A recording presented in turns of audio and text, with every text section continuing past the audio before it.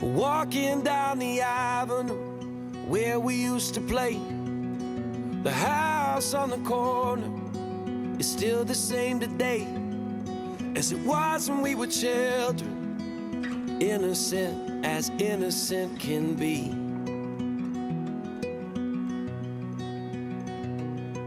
I borrowed all your records, you borrowed mine from me. We sat and talked for hours in a box hung in a tree, and we stole your daddy's last bottle of gin.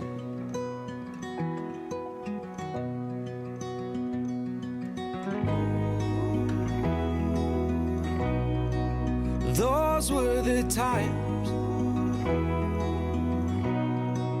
those were the ways.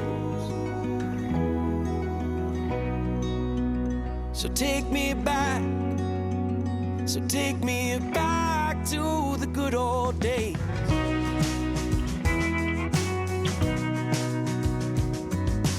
Looking back from here, I can see that we were blind to the burdens we would shoulder. And I think most people know me in the room. I'm Dave Waterhouse. I'm part of the K19 community group. I've got Tracy Bourne, who's at the back, who was taking all your money when you came in. Tracy will be on the mics later, so if anybody has got anything they want to talk about, hand in the air, and Tracy will be there for you. Before I introduce you to our panel, I just want to give you a feel for what this is all about, because it's dead passionate to me, those that know me, is that during COVID, I decided to research Kidsgrove, Butt Lane, Mount Cobb and the surrounding areas. I spent almost 2 years doing that. And when I was doing that, we wrote a musical about COVID, which we performed at the Town Hall. We raised 15 grand. And then last year we did another musical, which was the history of Kidsgrove, that's on YouTube, Kidsgrove the Bygone days. All local volunteers, never stood on a stage before. 3,500 people have watched that already, and it's madness.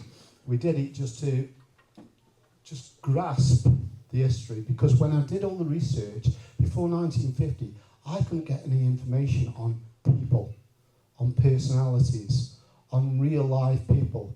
Philip Lee's is fantastic. His books are amazing. They really are. And, you know, I've got 3. I've got the same book I take on holiday every time and read and read and read. But Philip's books are all about dates. They're all about specifics. They're all about Thomas Kinnersley, Gilbert. They're all about the people who influenced, made a difference in Kidsgrove. But they don't go to the level of Leniakis, Nurse Webb, you know, Tommy Cockclough. So what I try to do is bring out the people, the real people, in the videos that we're doing. The books are fantastic, but I'm trying to take it to the next level. We've done 13, 14 videos so far. The Murders at the moment is one of the most popular if you've not watched it. But you'll find all those on YouTube anyway. I'm looking at the lads saying we've probably got another 10 to do. We're going up Colpit Hill next, and then down to Torpits, and then up to Mount Cobb. But anyway, without further ado, today I've tried to pull out a number of topics that we're going to go through. As I've said to most of you earlier on, if there are photos up on that screen that you want me to talk about, then you need to come and tell me. Either tell me, well, you should tell me now, or tell me at the break, when we have the break in around about 45 minutes time. But enough about me, Trace. I'm going to introduce our panel. And I'm going to start with the ladies, obviously. So please get the mic, switch the mic on, and introduce yourself. Hi everybody, my name's Lynn Forster, used to be Jones. I was born in Butt Lane in Ride Street, and I now live in Talke, and I've been there for 44 years. I haven't moved far really. I used to work at the co-op, some of you might remember me from the co-op shop. I used to work at GH Heath. Some of you might remember me from there. And my husband, Peter, you might remember him. He was a good dart thrower. But everybody calls us Foster, but it is Forster. Okay, thanks for that. Absolutely, thanks for that. And again, we'll be touching on you. This picture, just have the mic back, just give us a bit of background on it, who's in this picture, because I know on your Facebook page it says Happy Days. Yes. Who is it? Well, I'm in the middle, and on my right is Janet and a mum, Doreen. They were very, very big friends of mine, and they helped me through a lot of problems, and I mean a lot of problems, in bygone years. Sadly, we lost Doreen, but Janet's still living, and we're still friends to this day, and it's been 55 years. That's amazing. Okay, let's have a look at the next culprit. Whoa! This guy looks so like... If he had to put that up, I was going to say, and I'm not looking forward to the photographs. I'm not sure who that is on the left. I have no idea who that is on the right. But I lived in Butt Lane and Talke from 1959 to 20 years ago. And when we talk about Philip Lees and his technical stuff and his dates, and his expertise and accuracy, mine was just all about a misspent youth, which sometimes crossed paths with Derek here. That with me. Move on. Cheers for that, Phil. Good. Phil is also called Rob sometimes, so if I do make a mistake. That was a mistake. Okay, next up then. Derek Big Fowl. If you can just tell us about the picture on the left-hand side, if you would. So, testing.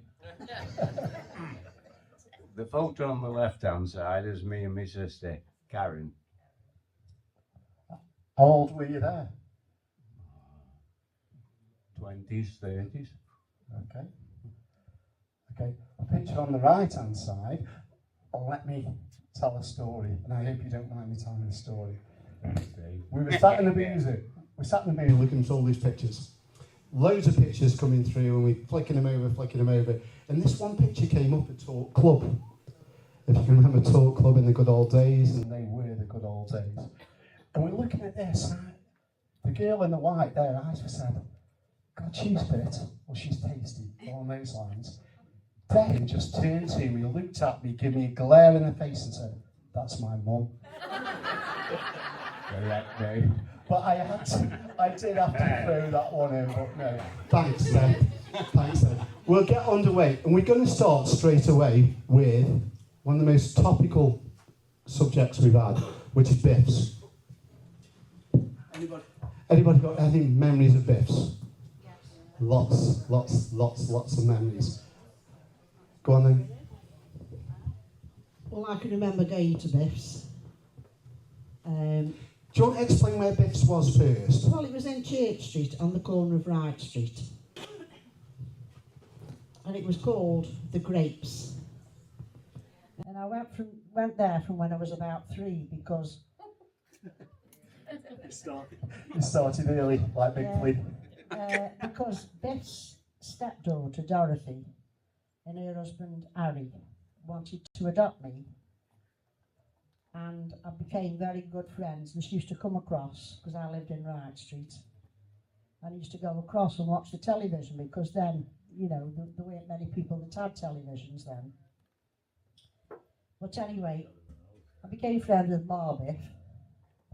And then during the anniversaries with the chapel, used to have a new outfit for walking round and a new outfit for going on the stage. And she used to give me 6pence, which then was a lot of money, for putting in the collection. But my most ardent memory was going into the lounge, well, the parlour as it was, and I saw a bloke fast asleep on the table. But he wasn't, he was a corpse. That was the first.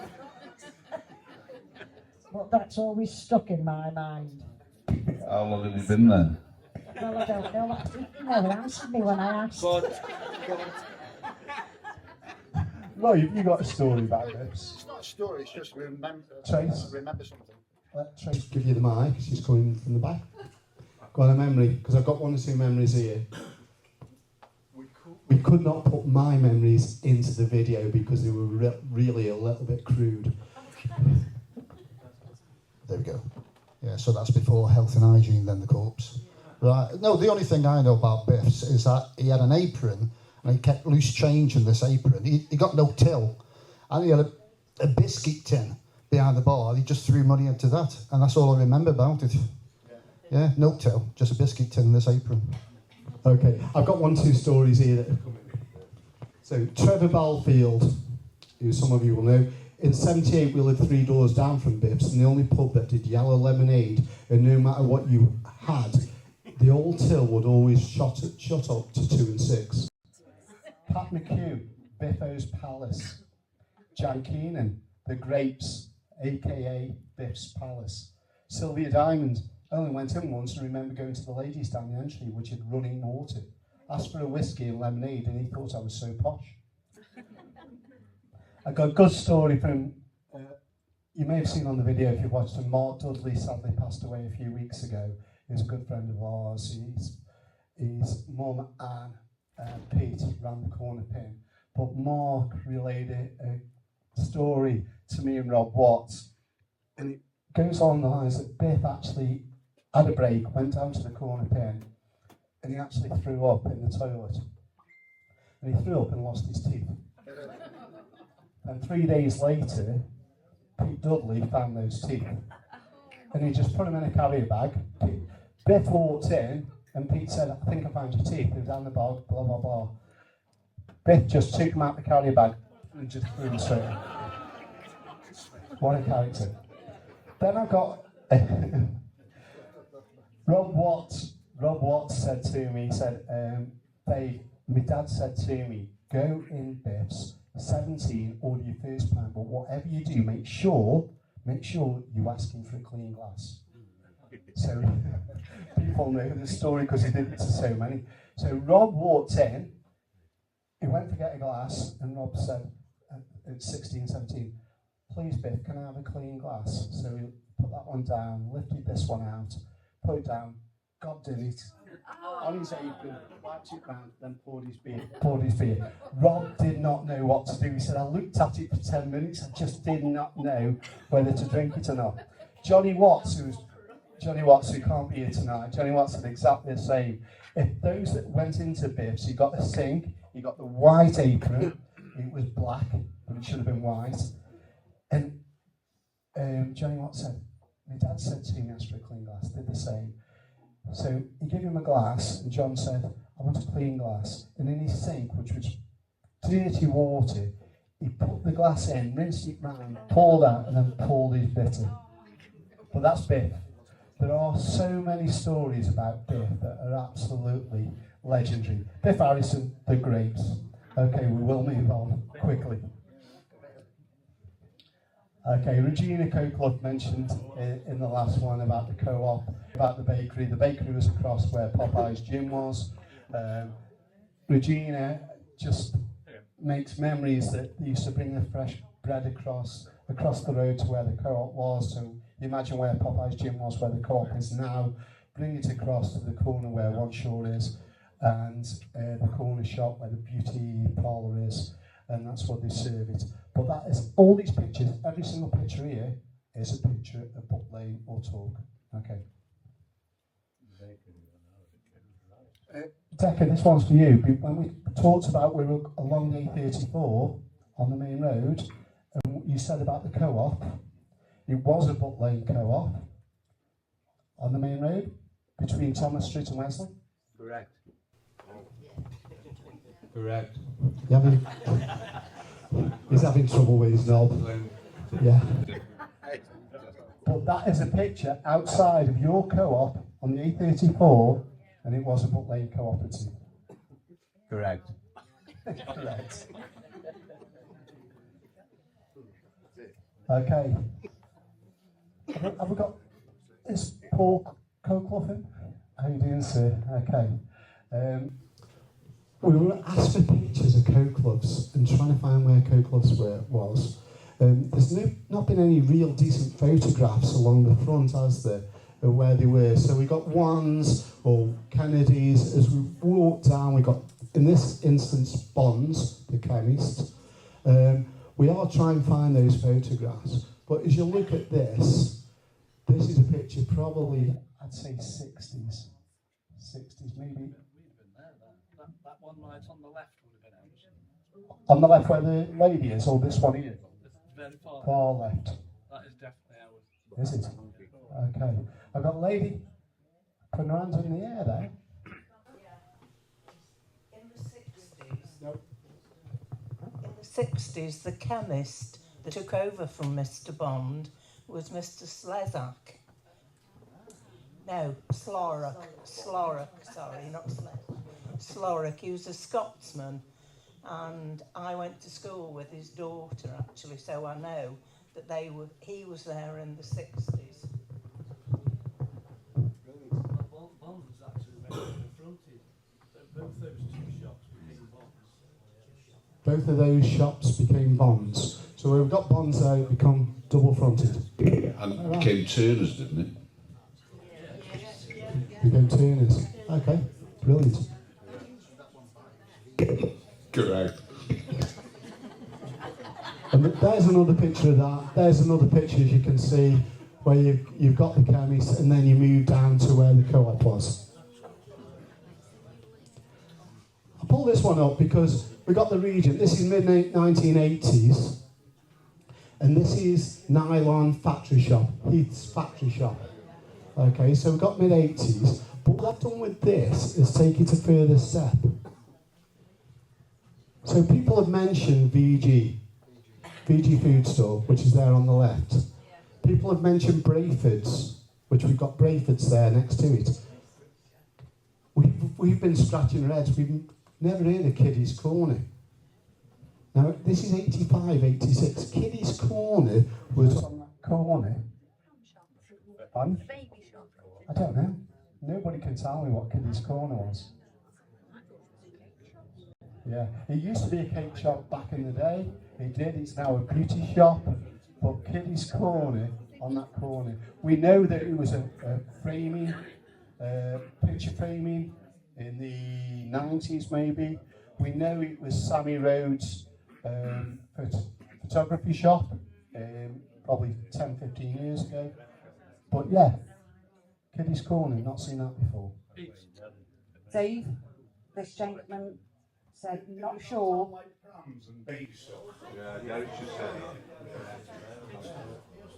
John, what you saying it is? I'm sure it played like, it sold like prams and kiddie stuff in it. Makes sense with it being Kiddie's Corner, I suppose, yeah, but nobody can really remember that one. It was right there. Baby shop. Yeah. Okay, Yeah. brilliant. Correct. Okay, Joe Watley's stores. The feedback on Joe Watley's stores. It was Dickie Weaver's prior, which was said in the video, but the memories, he's got memories of Joe Watley's stores. I remember, go on, can we come down to the front? I can remember the one that the guy said he used to go for his paraffin there for the outside bog, which he did. Who have we got? It was the only shop that was open on a Sunday as well, I think. I'm not sure why, but it was open on a Sunday. Somebody raise their hand over there? Looking. I used to get paraffin for my dad. Paraffin for your dad? Yeah, people said paraffin for the outside bog. Yeah, okay. We'll move on from that one. Okay, our favourite photo, Rob? Phil. Our favourite photograph. We do love this photograph. It is probably, I'm trying to identify the age of this photograph. Whether it's 20s, 30s, 40s, I'm unsure. Because when we did the video, we struggled to decipher what was where, didn't we, really? But I think we got that. I've got a few comments here.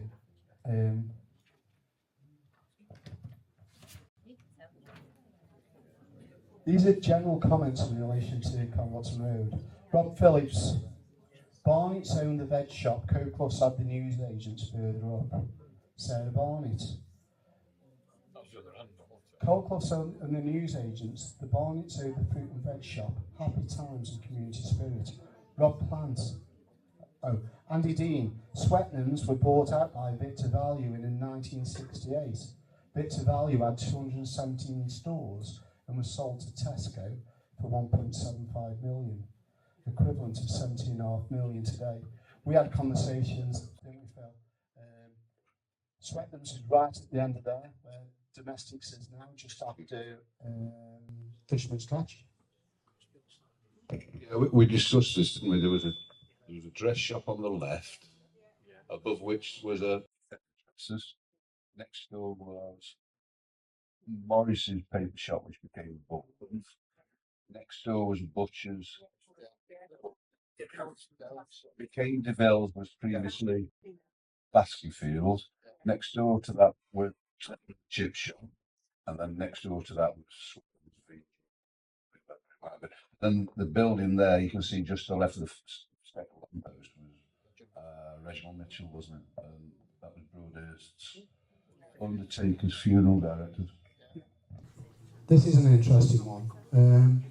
So we've all seen this many times. We've got Dalby's on the corner there. We've got on this left-hand corner here, which you just can't see where the three blokes were, we've got the dress shops. There's a grocery shop there on the right-hand side, but we're heading back into Woodshut Street here. And some of the memories that have been sent to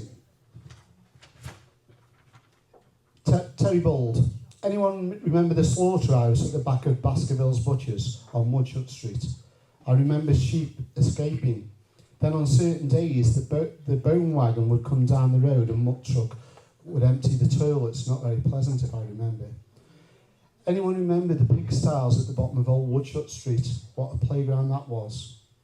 Andy Dean come back. I remember cattle being unloaded into the slaughterhouse at the top of Woodshut Street. Weren't the pigsties on Slacken Lane and some hatcheries? Yeah, the stiles. Where the new houses are now. Yeah, the stiles are where Townsfield Close is, which went down to the brook on Slacken. Yeah. Do you remember that?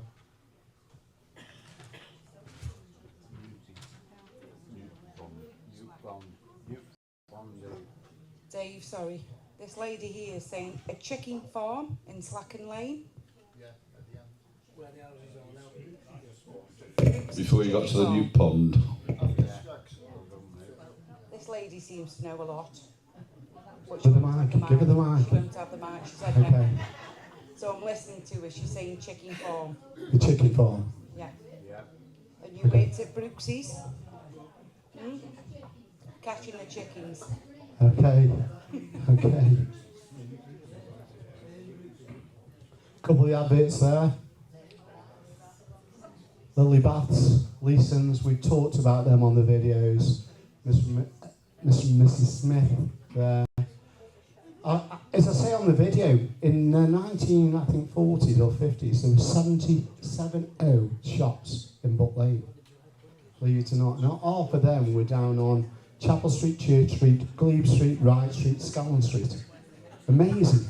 Amazing. Okay, the Regent. We'll touch on the cinemas. We'll come on to the cinemas. If anybody's got any information on cinemas, just let me know. Okay, most people will be maybe aware of David Wilde because he had this cinema, then he moved down to the Val, he had the Val as well. That's Dorothy Lowe, who's one of the usherettes there. There's a fantastic article in Wish You Were Here with what the Sentinel put together. Opened in 1913. Local shopkeeper Ernie Stevenson. The Stevensons have got have been there for years down at Butt Lane. Opened in 1913. As we said in the video, the roof blew off in 1915. Jim Whitehurst, Bill May, they were projectionist. A lot of you here will know Jim Whitehurst's son, who is Jim Whitehurst Jr. He's active on Kidsgrove Past in Pictures. He lives down south now. I keep in regular contact with him. but they were the projectionists at the Regent. In the Regent, you might remember, people say, oh, it's a bingo hall. Of course it was. It was a bingo hall. It was a snooker club. Yeah. It was the Mango Tree. Somebody else the other day when we were out mentioned another restaurant. It was called Anna for a little while.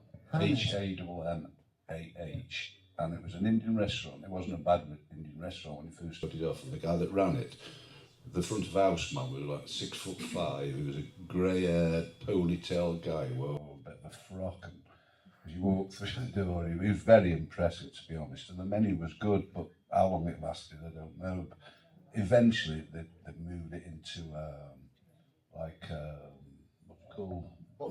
Buffet.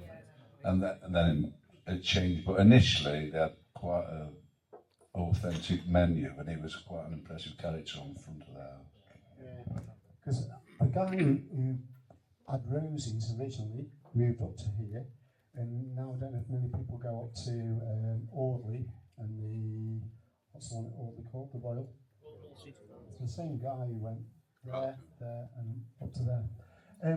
I can only remember it as a Mango Tree, but when you said Hannah's, I can, sort of. The Mustard Seed, yeah. So the Mustard Seed was a community building that was there that they used, and they did social gatherings, photo pictures, whatever. But it was also Nylon's factory shop, Heath's factory shop, yeah, which was around about 84, 85, maybe I think it may have closed about 89, I might not be sure. Anybody ever experienced with Nylon or Heath's? The factory shop? Yeah? What, you worked there or? No, I used to go in because they sold stuff that was slightly not quite right. Yeah. Cheap stuff. There were seconds, yeah. But they were good quality seconds. My mum used to work for them. Right. Bruco, what's your memories of night? Bruco, Carol, what's your memories? Just that when my mum used to go and get a pension from the post office, we always used to go there. Josh was a baby, and we used to just go in there and get loads of stuff for the baby. Yeah, it was like the weekly treat to go to the factory shop. Brilliant, yeah. Brilliant. Okay, let's move down. Finally, Kidsgrove Workmen's Club. Butt Lane Workmen's Club, bloody hell. It isn't even 8:10 yet. I've had so many messages now in relation to Butt Lane Workmen's Club. Dave Swindles has been brilliant. You'll see a few photos on here. There's a picture outside the club. You can see the signage is up there now. I think this is 80s. We've got on here, we've got Jason Langton, Simon Cotton, Darren Brooks. I think all these are part of the Cubs. And we're going to be doing a special on the Cubs, the history of the Cubs in due course. But these photos have started coming together now, which is really, really good. So we're moving down Congleton. Dave, can I just add something? Yeah.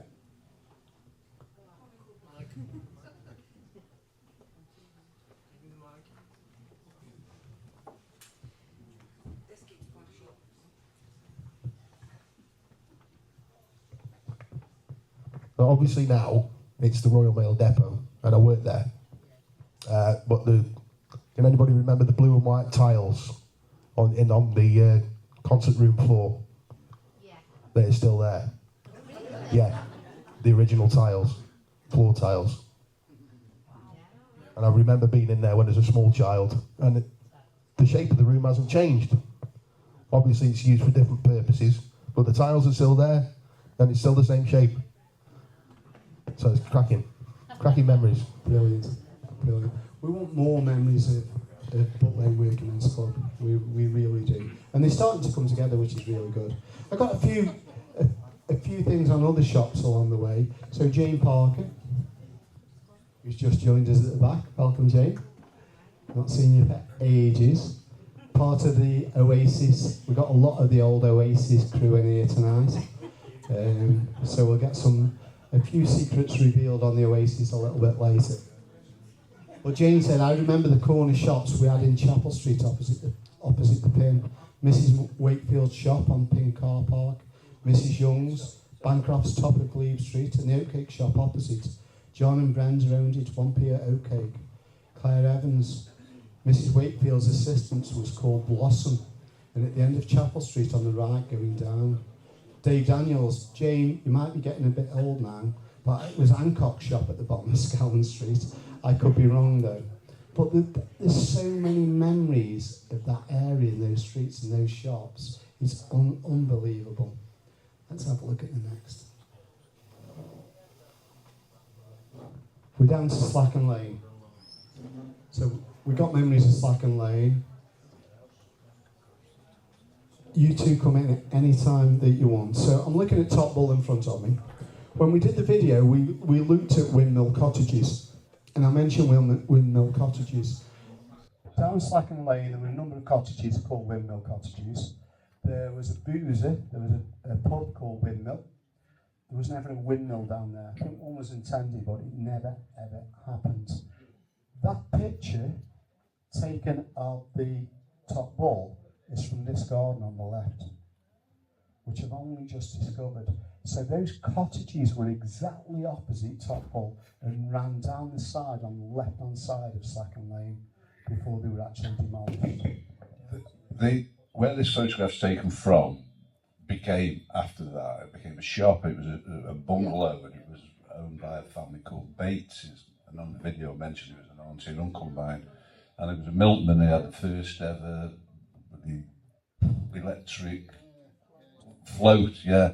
And across the road from him on Slacken Lane was a guy called Skellum, I think, who had a Graham Skellum, he was another milkman without the electricity. But I remember that street a lot because the Scraggs family lived in there. As I said on the video, there was a family called Rowley who annually had a big bonfire. And then someone said earlier on there was the chicken farm and then the new pond. But this photograph's most probably taken from what was Bates's front yard. I can see that. I can definitely see that. There's another picture of Slacken Lane as we go down there. And again, there's another one as we go down. On the video, if you've not watched the video, I do say Slacken Lane was absolutely a godsend because there was no Cedar Avenue there. So if you wanted to get from Butt Lane down to Boathorse Road, the only route you could go was all the way down to Bottom Bull, all the way up Liverpool Road and all the way round. But you could get down there via Slacken Lane. And that was the lane. And there we go, we had this conversation. When the Top Bull closed, what did it become? It became Mrs. B's Victorian Supper Rooms. And a lot of people forget that. Yeah. I can remember going there, we had a big debate on whether it was licensed or not, and it was only yesterday I found this advert. And it was definitely licensed. Fine wine. You were talking, what, 30, 40 years ago, or 30 odd years ago, you were talking £18 for a meal within 30 years ago. And Butt Lane.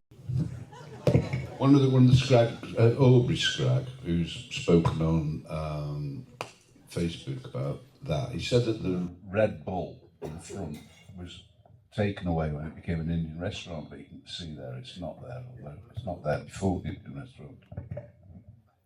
I do agree with that. It was taken off when this place opened. Don't know who opened it. If anybody knows, then just let Mrs. B. Good call. Correct. Okay, who can tell me where that is? Millstone toilets or somewhere. It's the Millie. It's the Millstone's toilets, outdoor toilets, and that's where they looked at. We got one or two of the Bentleys in tonight. No doubt one of your relatives is stood out there, and they are. But that's where the toilets were in the Millstone.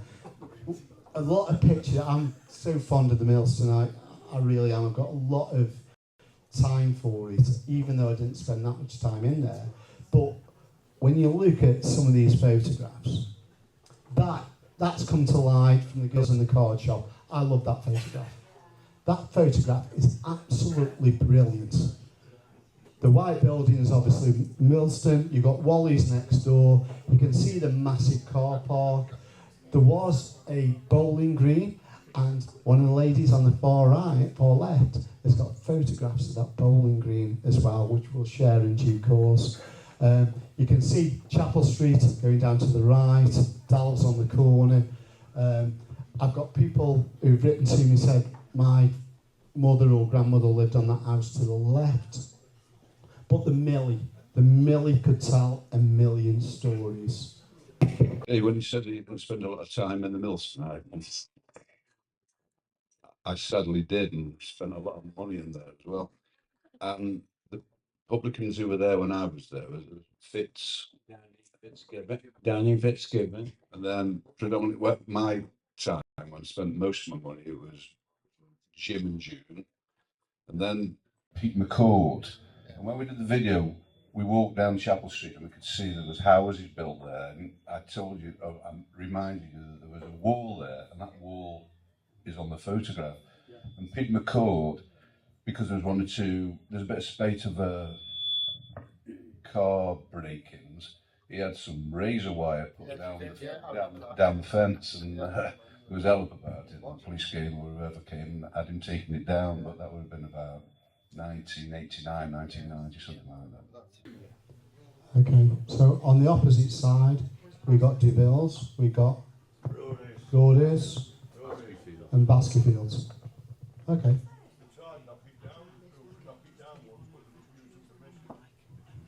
They tried not what down? The pub? Oh, right.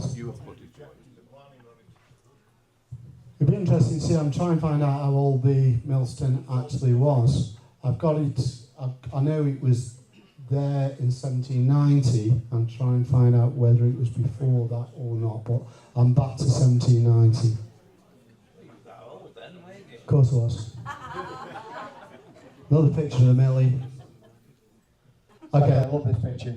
Now this picture's got a story, okay? It has really got a story. This is 1950s. All for them, in that picture, the Bentleys. And they're all related to all of that crew over that side. Okay. The guy on the left-hand side here is the reason that we won the Second World War. Okay? Believe it or not. And I'm going to tell you a story now. That is Solomon Bentley. So Solomon Bentley in 1950s, he was a landlord there. There's a number of Bentleys on there. There's a couple of Lunts on there. But Solomon Bentley went to school he went to the bottom of where Millbank was, the school there before they moved up to St Saviour's. At the time, Herbert Mitchell, which was Reginald Mitchell's dad, was the headmaster down at the school. Obviously, the Millstone is opposite Reginald Mitchell's house. Herbert Mitchell used Solomon because he fancied, I'm going to say it as it is, he fancied a young lady that lived in the village. So Solomon was going to school in 1896, so he was only 5 or 6 at the time. He was going to school down the bank, and Herbert Mitchell was saying, take this love letter to this young lady who lived in the village. And he did it, and he did it for so many weeks, months. And what actually happened, Herbert Mitchell eventually got together, I think her name was Lisa, with Lisa, the young girl in the village. They eventually married, and they eventually had Reginald Mitchell as a son. So Solomon's claim that he won World War II for us, I think that actually stands up. It does deserve a round of applause, Tracy. But yeah, that's Solomon Bentley on the left-hand side. His father, who was landlord before that, was also Solomon Bentley. And it's gone down the line, so I don't know whether Bentleys won't add anything to that, but if I've missed anything off, then just give me a shout. But I've received a few bits of information. That's... Oh, we've got a...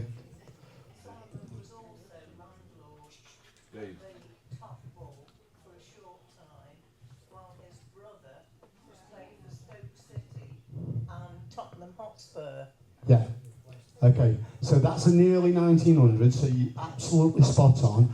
What the lady said was, Trace, just stay with Dave a second. Solomon Bentley went down to the Top Bowl and run that because Frank Bentley was the landlord down at the Top Bowl in the early 1900s. Frank Bentley started his career with Butt Lane Star. That later became Butt Lane White Star. Butt Lane Star. He played for Stoke, then he played for Tottenham, 39 appearances for Tottenham. Then he finished his career with Brentford before coming back up. He died in around about 1958. I know the stats are absolutely spot on. So yeah, the Bentleys have got a link to Tottenham and the Millstone. Dave? I've got photographs on my phone here. I've got that same photograph on my phone that Jeff Barker, who's my mum's other half, forwarded me. The lady on the far right is Nellie Barker. Some people may know her, but I've got all the names listed on my phone. Read them out, Dave. But you've got with me. You've got Peter Lunt. Back. You've got Joyce Bentley. Sorry, you've got Joyce Bentley, who's the third along. You have Arthur Bentley there. You have Peter. Is it? You've got Arthur Bentley. You've got Olive Bentley. Eddie Barker. Evelyn Lunt. And Solomon Bentley. Brilliant, absolutely brilliant. And Dave, if anyone's in any doubt that that's a Bentley, the man in the middle, look at them two standing up there. They are Bentleys stood at the back. Correct. Absolutely. And Dave, I've got pictures of Frank in the Brentford squad here and the Tottenham squad, and a picture of him personally on his own here. Brilliant. Absolutely brilliant, Dave. Okay, and I think we're the Lunts part of Bridget is were the best man or later at your wedding, or he was your best man? I thought I'd read that somewhere as well. Absolutely amazing. Okay, we'll move it on. That's the school where Herbert Mitchell taught as headmaster, sending the love letters. There's a house there that looks very, very similar now. As you turn up to Old Butt Lane, you've got the Suma Solar now on your left.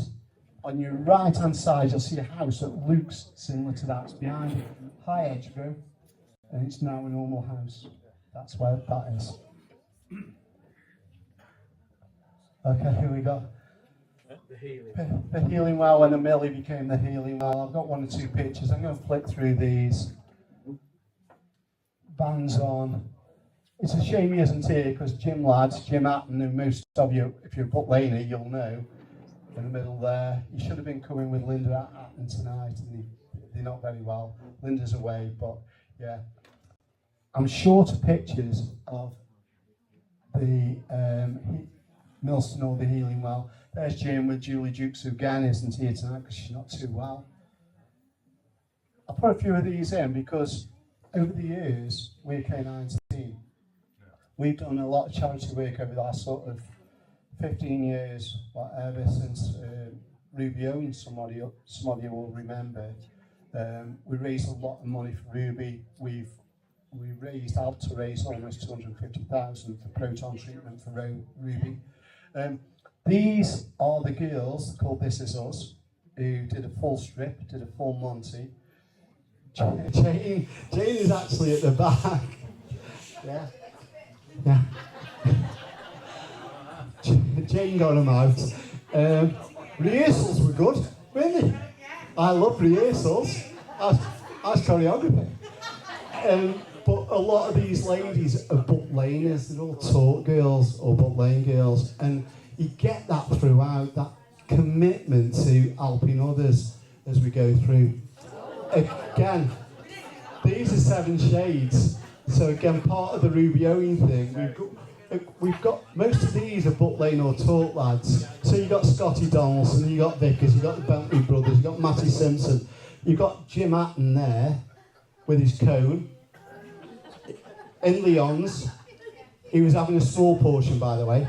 And Chris Dono, we did a calendar, we raised thousands of pounds again. This was to help Ruby, but you know, the spirit within that area is untrue. Okay. Where's my lady from the Millstone? Lorraine.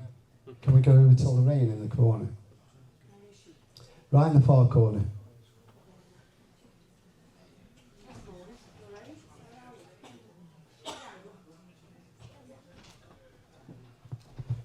Lorraine, you don't have to if you don't want to, but why is the Millstone so special for you? Because I was born there. You were born there? Yeah. Not many years ago? I was born there in 1956. My brother was born there in 1953. My grandparents were the landlord and landlady, the Goodfellows. And then my parents took it over, I think, the Stevens. And then my grandparents came back and took it over, and we went to live in Glebe Street, and I lived there for 30 years. But I just wanted to see it because I'd never seen a picture of it as it was when I was born. So, your parents were landlord and landlady, they were Stevens. Yeah. And your grandparents' name was? Goodfellow. Goodfellow. Yeah. And I've got a picture of that with Goodfellow over the door, I think, as well. If you can send me that would be brilliant. I'll add it to my collection, and we're creating this massive portfolio, which is brilliant. But no, thanks for that, Lorraine. Thanks.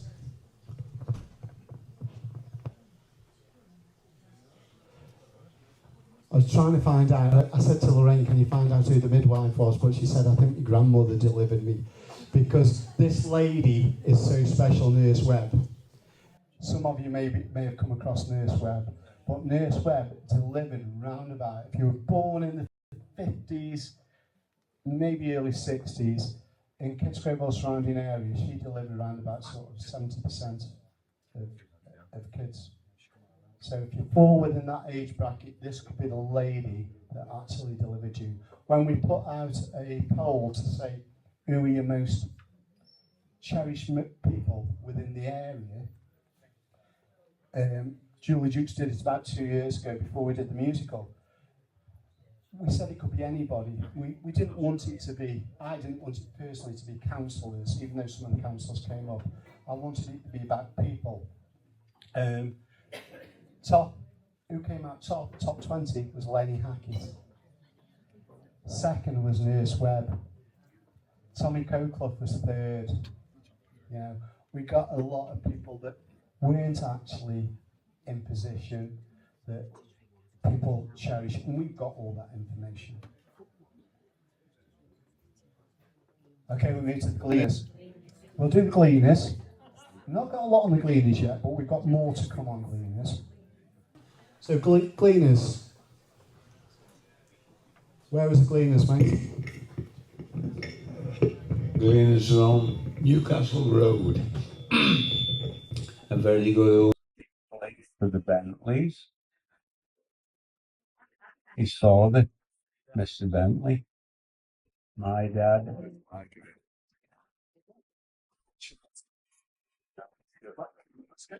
Let's get you the remote. Yeah, have the remote. Okay. Yeah. You were saying about the Bentleys. Yeah. Great pub. We used to meet up on a Friday night. But the best part was going in, and there was always a little seat that were two people that you know. It's been on your Facebook. One was Norman Bosant. One was Mrs. Jarvis. Mr. Bentley. Mr. Bentley. Yeah, great memories. Where was it? The Gleaners was... It was run by Nelda and Walter from Butt Lane. And before that, can you remember? I can remember Ken somebody from Malcop.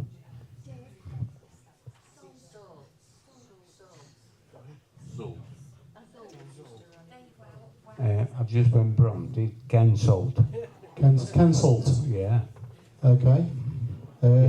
No. Okay, I've got Langfords were there pre-war, pre-World War II. I've got Langfords. But the question that's been asked Mrs. Langford before the war, question is, where was it? It was on Newcastle Road on the A34. On the A34? Yes, next but one to Delsey's Butchers and Vince Smith's. Okay, so we've got Dalby's Butchers there, we've got Vince Smithson, and then we've got there. But if I'm walking along the A34, if I come up to the top of Unity Way, okay, across the road I've got Thomas Street. Do I turn left or do I turn right? Right. Turn right. And how far down there on the right, left-hand side was it? It was nearer to Wesley Street, Dave. Okay. 50, yeah. So 50 yards. Yeah, 50 yards on that left-hand side. Okay. There's a lovely lady in who used to work at Smithson's, Barbara. Oh, did you? God. There you go. You got Dowells there. Where was Shields'? Further down. Okay. Because I've had a lot of questions on the shops down there. Albert's, Albutts. Albert's on the other side, exactly on the other side. Not to be mistaken for Talbot's. It was a grocery shop, I believe, down that side. But all of these shops now are starting to come out. And when we do the next final walk and talk, we'll talk about a few of these because I didn't even know about them until these last sort of...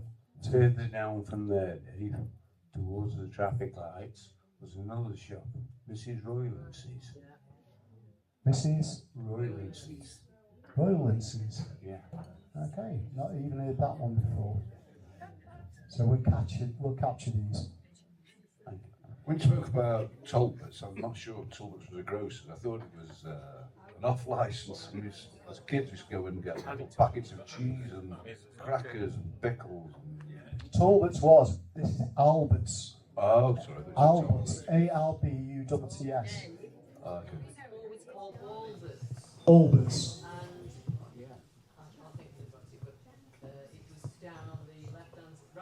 Right hand side, yeah. Towards Crossroads, and there was the gap, then Bricklow down below. Yeah, spot on. Absolutely spot on. Okay, so it was further down on the right hand side, just before Brickhill on the right. Okay, and I've got a few more here. J.A. Mole says there were two more grocers on Newcastle Road, Mrs. Rawlinson and Mrs. Albert. Roy Dunn. Rawlinson's was the grocery shop and Talbot's the off-licence. Albert's, not Talbot's, mate, lower down on the same side. So they're echoing exactly what you're saying there. They're absolutely echoing that. What time are we? Okay, we're going to have a break now before we lodge coffee. Hang on with us tonight. Yeah. Have you enjoyed it so far? Superb, absolutely superb. Just as good as the last time. Well, last time I knew Kidsgrove, so I was able to rattle on. But I don't unfortunately know Talke and Butt Lane that well, so I can't say a lot about it. But my lovely wife and her sister, I'm sure can, Linda and Susan. Hi. Hi. I'm Linda, formerly Great Batch. It was my sister Sue. We lived on Lower Ash Road when there was new built houses there. No fire station. All there was fields. Can't remember the name of the farm that was there. But I can certainly remember the ice on the inside of the windows in the winter. I remember one morning waking up and we got black and white herd of cows looking at us through the windows. The farmer then had to come down and fetch them. And then one year it snowed that bad that when you opened your front door, the snow fell in. So you couldn't get out of your house in the morning. So really good memories then, yeah? Oh, yeah, definitely. Great. Thank you for sharing it with us. Well, Good part one. Yes. First half so far. Yes, very good. Very informative about things I didn't know. Yeah. Dave's amazing as usual, isn't he? And the guys, Big Flea, When it Big was Phil. at the Millstone, and was my first drinking place, the Millstone was. And the Butt Lane Club, we used to have like discos there when I was about 14, 15. And they used to get packed out. They were brilliant, brilliant. Yeah, good times. Glad you enjoyed it. Thank you. The house on the corner is still the same today as it was when we were children, innocent as innocent can be.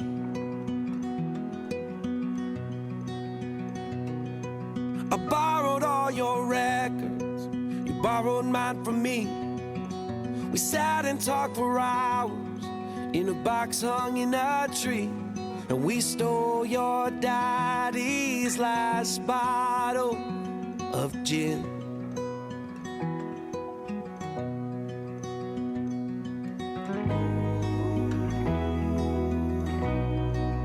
Those were the times. Those were the ways. So take me back. So take me back to the good old days.